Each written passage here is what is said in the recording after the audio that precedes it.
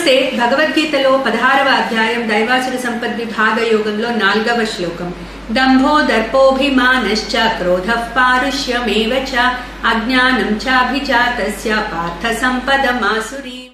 So భగవానుడు ముందు 3 శ్లోకాల్లో దైవీ సంపత్ గురించి చెప్పారు. 26 లక్షణాలు మనం పెంచుకోవాలి. So that will help us for hour Sadhana.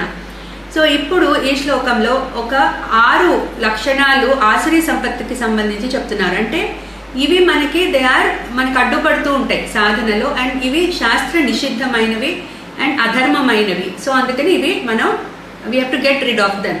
So 6 ఏమిటో ఇక్కడ చెప్తున్నారు.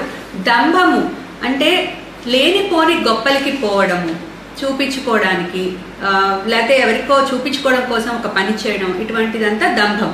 దర్పము అంటే ఏదో ఉందని గర్వపడడం, వెల్త్ కావచ్చు, లేకపోతే నాలెడ్జ్ కావచ్చు, ఏదైనా కూడా అది ఉంది నా దగ్గర అని గర్వపడము దర్పము.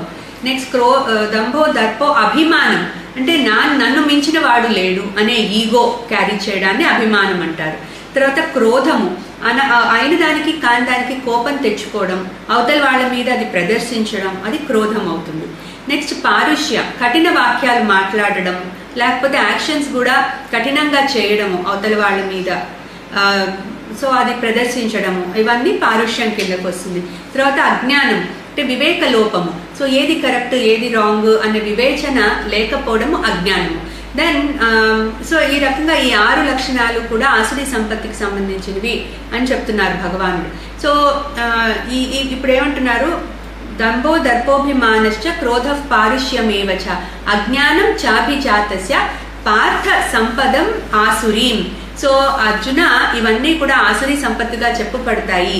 So you are not born for this. So నువ్వు ఇవి వదిలించుకోవాలి.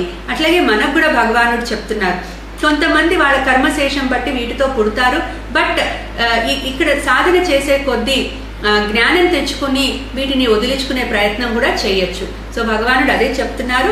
ఈ రకంగా 26 దైవీ సంపత్తి లక్షణాలు, 6 ఆసురీ సంపత్తి లక్షణాలు ఈ 4 శ్లోకాల్లో చెప్పారు భగవానుడు. క్లీం కృష్ణాయ నమః.